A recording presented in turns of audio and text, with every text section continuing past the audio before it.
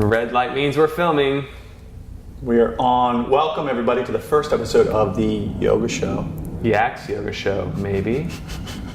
Maybe Yax. Welcome everybody to the first episode of the Yax Yoga Show. We're the Yax brothers. I'm John and this is Chris. Amen. It's true. I'm just a fact checker. Everything he says, I'll tell you if it's a lie or not. My name's John. It's John Michael, according to my mom. John Michael. So we are bringing you this show. Why are we bringing the show to him? Well, I think it's because, there's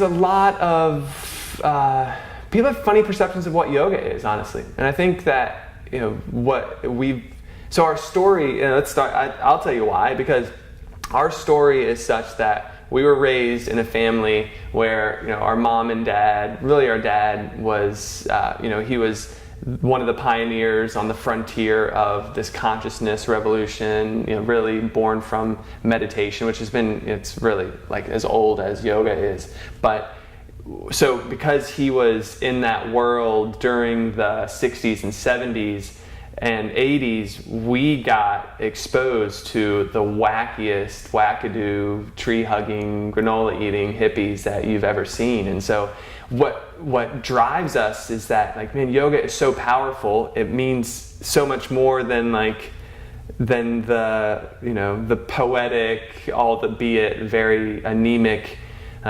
opening the flower to all the positivity in the world, and it's just a lot of mumbo jumbo that we want to be grounded because of those experiences. I can tell you stories. We had friends, my dad named Slow Eagle, self-proclaimed Slow Eagle, who had some gifts but was kind of crazy. Yeah, you have a good story. No, he was totally crazy. So he was so he ended up living with us. He was living in our backyard in a tent. So mind you, my mom and dad, at the time there were six of us, there's 6 brothers and sisters, and at the time we're living in a 1,300 square foot house with 6 kids and 2 parents. So 8 people living in a 1,300 square foot house, along with my parents' friend living in a tent in the backyard. I could end the story there. You're like, holy shit. And he had self-proclaimed special gifts. One night we were eating dinner and we had hot sauce on the table. He was like, check this out. He takes the hot sauce and just downs the whole thing. And I'm like, that's fucking weird. He would do crazy stuff like that. And one morning we get up to, my mom's gonna take the older kids to school. And so we get in the giant station wagon and the battle wagon. Called it battle wagon. Later on we called it battle wagon because almost every kid learned how to drive on it. And so it was a dented up, just masterpiece.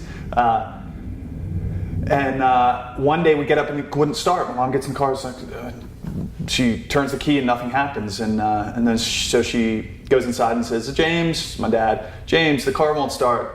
Can you come help me? So my dad comes out, gets in, as if something different's gonna happen, turns the key and nothing. And then, and of course, Slow Eagle gets wind of this and he comes out and he's like, James, get in the driver's seat, I got this. He puts his hands on the hood, closes his eyes. All right, James, start it now. And he turns the key and of course nothing happens. He's like, hold on, I got this, hold on. Okay, James, start it now. And he turns the key and nothing happens. And I always say it would have been great if he would have gone, James, it's the starter. The starter's broken. You just go get a new starter. We'll go get a new starter and put it in. Which he did not do. No, that didn't happen. And so to Chris's point, we've lived in this world of wackadoo spirituality where now people have gifts. Don't get me wrong. I know that there are people that can put their hands on a hood of something and tell you what's wrong with it. There may be people that can put their hands on a hood and maybe fixing it out there. I am open to all possibilities, but we didn't see those people when we were growing up. that wasn't in our environment and our reality. We saw the other side of it, that people pretended they had these, or believed they had these special gifts and then tried to show it as if, and it just didn't didn't happen. And so so I guess the result of that is our bullshit meter is pretty high as far as what spirituality is and how it affects our lives and what we can really do with it. Yeah, it just seemed like inauthentic, like disingenuous. Like it seems like what happens is people have this idea of what spirituality should be, and then they just put another identity over top themselves that just feels better because now they're like pretending to be something that they're not. And that air is just like, it's something that I run away from because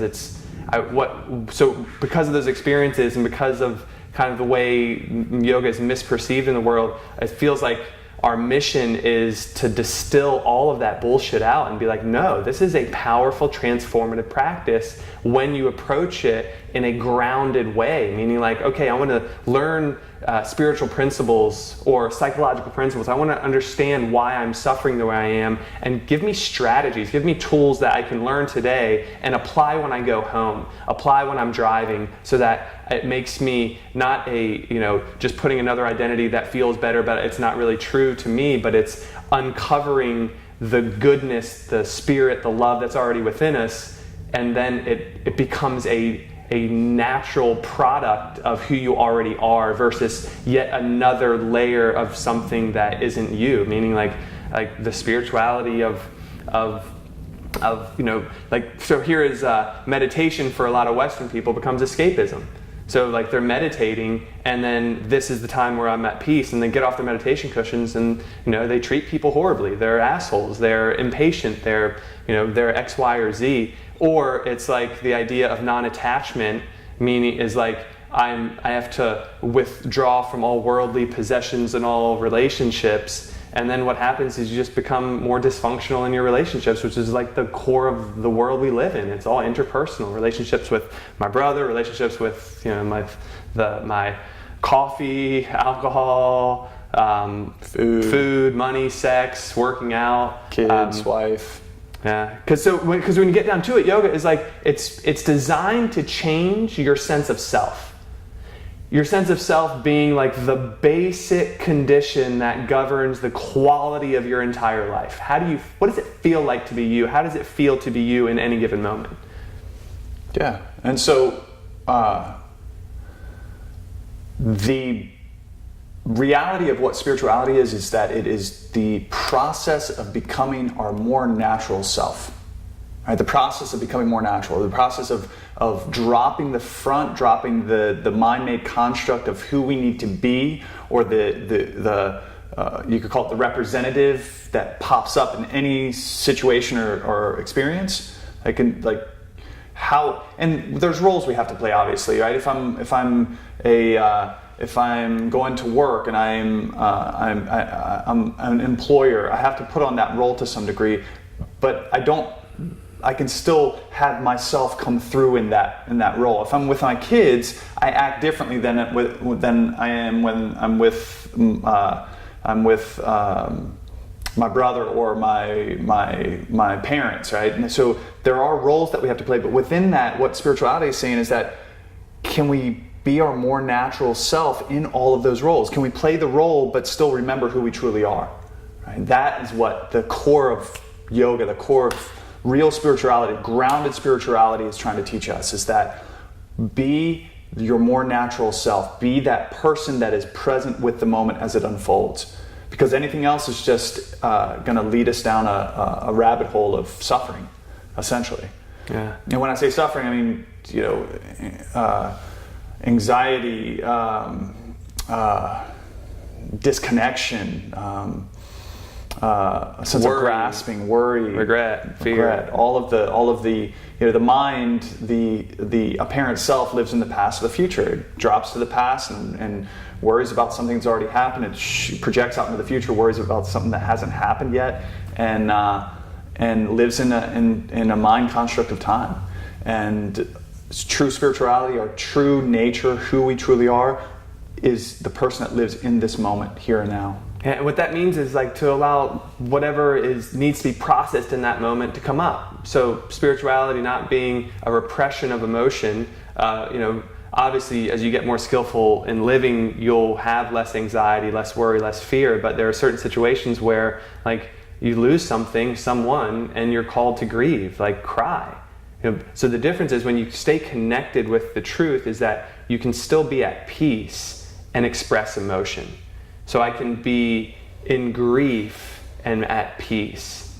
I can be in elation and at peace. And the value of that is another way of saying that is I'm not resisting what is happening. So we often ask ourselves when something happens, like, I can't believe this is happening. Why is this happening? And all that is it's a question that doesn't have an answer, because what's happening is happening. Like, it's what Eckhart Tolle calls like the isness of life. A situation happens, here it is, it's presented to me, and I have to deal with it.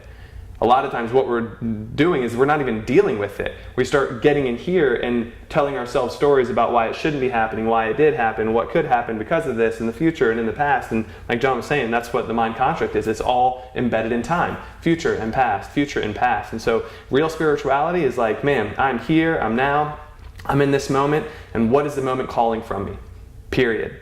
And at that point, if you can really show up for it and be present for the situation, whatever the emotion that needs to come through, like whatever that means, like whatever, if it's grief, whatever, if it's sorrow, if it's loss, if it's happiness, if it's elation, if it's forgiveness, if it's being available in that moment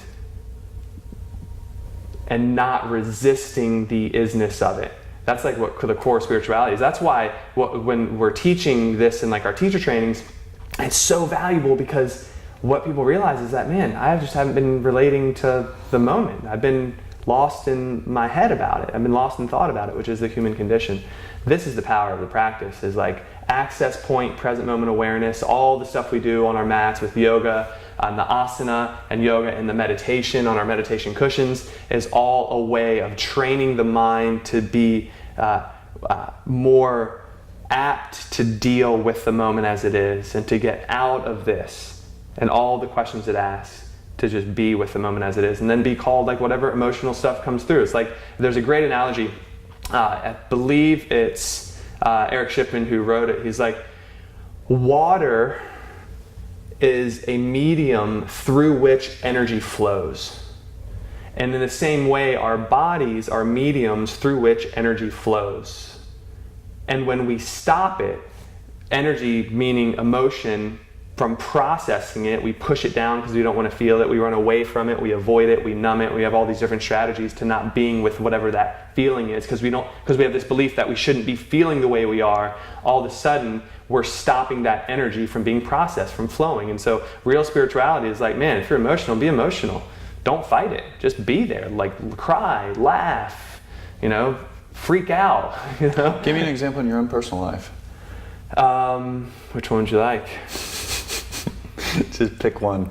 So a time that you felt like emotion driving, welling up inside of you, and you had that moment of, am I supposed to be feeling this? Should I push it aside? I'm a yoga teacher, I'm a man, I'm a father, I'm a parent, I have to play this role in my life, but here's this emotion that's happening that society says you shouldn't be feeling this, or you shouldn't let yourself process or act that certain way.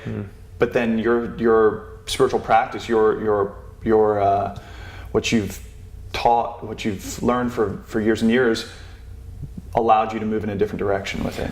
Oh, the most dramatic was when my oldest daughter, Farron, was born. It was an intense labor. My wife was in the pushing phase of labor for like 6 plus hours. It's just, which it should be, like the norm is 1 to 2. And so they don't know why, but when Farron was born, all things seemed okay. Like, there was tears of joy and this experience of love that I've never experienced before. And there's something really powerful and different that happens when the baby's inside the womb, and you're like, it's still just you and your wife, or you and your husband. But the moment it's born, there's this like heart expanding, heart opening experience, and I had that in spades. It was the most memorable moment I have, other than when my second child was born. So I had it, and then within 5 minutes, The doctors said, she's laboring, breathing, she's grunting a little bit, which means her lungs, there's something going on. We're going to take her to the nursery, and we're going to just give her some added oxygen. And then within a half an hour, she needed to have full oxygen support. Her lungs basically failed her. And so it was talk about in the matter of 30 minutes, it may have been longer at the time, literally stopped at that point, from the highest high, the most heart expanding experience I've ever had, to the potential of losing my child. It was it's interesting, in that moment I was so devastated and at the potential. So there, because the mind, obviously there was this crisis situation of, I may lose my oldest child, I may lose my only child. There were some complications with my wife too, and there was some potential that I could potentially lose her as well. So it went from the highest high to the lowest low, and in a matter of minutes. In minutes, literally half an hour. It was everything's wonderful. We have our only child, our baby right now, and then it was we could lose her potentially. She needed to be intubated and taken to the NICU, where she spent the next 9 days of her life supported. After 3 days, she was able to be, taking the tubes out, and she had support, but she's fine now. She's healthy. To the end of the story, it's great. But what I went through in that process was for me to feel like spirituality was to be no, I understand that all things come and all things go, and here I am remaining. It's total bullshit. I was in such joy and in such despair within the matter of minutes. But what was really fascinating to me is because of the practices, my meditation, my asana practice, my yoga asana practice, I didn't fight it. The question I kept asking myself was now what? And now what? The answer for the first couple days was cry. And I just let that go, because I was fuck, I'm gonna cry. I could potentially lose my child. This is the worst case scenario ever. For me to feel like spirituality is no, I understand that, all things come and go, and that people live and they die, and it's not really death, it's just a transition. Yeah, I get it, it's true. Death isn't really death, it's another birth into a different dimension. I totally wholeheartedly believe that. And that doesn't fucking help me when my child is potentially gonna be lost, period. And so for 9 days, my wife she had to be in bed for 5 of them, so she couldn't even see him, and there was hearts being torn because of that. And so I played the role of going there and being with her in the NICU all day, every day for those 9 days. Kristen showed up when she could, and she felt strong enough. But it was okay, so here's the practice, right? So here I am sitting and being with life as it is when nothing's happening. And now the most intense situation, here is life happening. How are you going to handle it? What are you going to do? In that crisis, can I have enough poise to step up and play my role, which was to be with her as much as possible, to take care of my wife as much as possible. Thank God we had her mom, my mother-in-law, to support us. But the emotion that came through, I didn't fight it. That's spirituality. Yeah, that's the best example I got. Yeah. And your practices grounded you in being present for, okay, what's the next thing I need to do? What's the next thing I need to do? And it's so simple. It's when you get out of here, it's not easy, but it's simple. The process is now what? Mm-hmm. Not now what is going to happen in a day or 3 days or 5 days, but right now, what can I do to be of service to who I need to be of service to? Mm-hmm. My child, my wife, my family. Do I need to call people? Do I need to let people know what's going on? Do I need to get food? Do I need coffee for myself? Do I need to sit next to her and just hold her and tell her I love her and I'll be there for her always? What is it that the moment is calling from me, and can I be available to step up to it? And I think that's one of the biggest lessons with grounded spirituality is that it's not, when a crisis happens, it's not sitting in meditation until the crisis is over, or forcing yourself to be in this indifferent space with the idea that that's a spiritual place to be. But grounded spirituality is taking action. Mm-hmm. Right? Grounded spirituality, and this is what you're describing as grounded spirituality, is not just sitting and being, unless that's what the action is calling for, the situation is calling for, is for you to just sit and be. But a lot of times it's and what you're describing is the clarity in which you can know and feel into the next right action, and so you take the next step without any of the cloud of future past. Mm-hmm. Yeah, there's people who study this say that crises give that clarity, because it strips away all the bullshit of all the stuff that we think is really important. A crisis happens and it's like it can't even fill your brain and your mind space, because it's so obviously insignificant compared to the situation at hand. And so that definitely played a part in it. But the value of that experience for me was, man, if I can be available in those moments, I can be available. The possibility is I can be available in all these other moments. Like when it's not a crisis, when I just have to have a conversation with an employee about behavior stuff, or if I have to talk to my wife about, how I came up short for her, or how like we need to have a discussion about where we are in our relationship, or where do we want to be, or like, are you happy? Because those are the challenging, like crisis, yes, it is intense, and that was like, I'll forever remember it. But the value is, how do I then apply that same poise in the day-to-day events that I justify so much easier in losing my temper and being emotional for no benefit of being emotional than playing out stories of potentialities, of future, past, blah, blah, blah, that have no bearing in reality. Yeah. There's a saying that we're the only creature on the planet that can have a thought and immediately it changes our state of being. Right. So we can be in paradise, we can be in just the most beautiful place that you can imagine, whether that's on a tropical beach or up in the mountains somewhere, and simply have a thought that puts us in hell. Right? Puts us in this place of despair.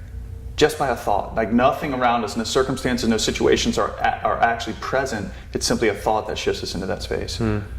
But because that's the truth, the reverse is the truth. Right. That we can be in a seeming situation that's awful or a hell scenario, and shift our thought in a way that puts us in a more of a peak state, a prime state. So. Because the core of it, and this is like, maybe this would be like the end point of the conversation, is that it's all about choice. This is the power of what the practice gives us, is the understanding or the realization that we're already choosing in every moment, but we just don't feel like we are. We feel like the choices that are thrust upon us are not really our own. But when you really step back and like disassociate, or like detach yourself from certain situations at every moment, so the core choice is, how do I want to be in this moment? I can't dictate all of the external experiences. I can't tell you that I'm not going to hit red lights. I can't tell you that I'm not going to get in an accident when I come in. I can't tell you that my coffee's not going to spill. Like, shit happens, period. What we're saying about choice is that I have the choice in how to relate to it. I have the choice in how do I want to be in it. Meaning, what is my state of mind? Which is fascinating, because most people think just the opposite. I'm trying to control all this other shit so that I can create an experience in here, but that doesn't work. Yeah. Because this is always changing. This is all, like, literally, things are coming and going. You know, things that are new are getting old. Things that were once young are now like older and deteriorating. Like, there's atrophy happening all the time. So to try to stabilize that stuff is just a recipe for like inner turmoil. So the choice is, how do I want to be in the moment? And what's cool is that when you choose more skillfully how to be in the moment, you have more of an influence on those external things that we misperceive as the most important thing to control. Yeah. It's ultimate life hack. Yeah. The ultimate life hack is what we're describing, right? It's the way of getting through the challenging situations in life and keeping your center, staying in your center, staying at peace with it. Yeah. For the for the main purpose of being able to focus on what's the next step I need to take. If that's to take a break, to step out and say I need to be by myself, the next step is to grieve and I need to cry and let this emotion run through me. If the next step is I need to call a tow truck because my tire's flat, if the next step is I got to have that difficult conversation with my wife or my dad or mom or brother or sister or whatever that the employee, employer, it becomes very clear. Doesn't make it easy, right? Doesn't make it. It's simple as far as what I need to do. It's difficult in that it requires me to be vulnerable and step into the unknown. Yeah. So. Yeah. Or it's going to give you the ability to place your hands on the hood of a car and get that shit to start. Higher level stuff, guys. We'll teach you how to do that. Yeah. So thanks for joining us in this first episode of the Yoga Show. Maybe the last one too. Could be the only one we do ever. No, we'll see. But thanks so much. Appreciate it. Subscribe to our YouTube channel if you want more great stuff. Yeah. Because it's great stuff. We'll hear Chris talk a lot. I'll say cool things too. When he's able to put words together. Words. I like words when they go together. All right. Thanks, everybody. Peace.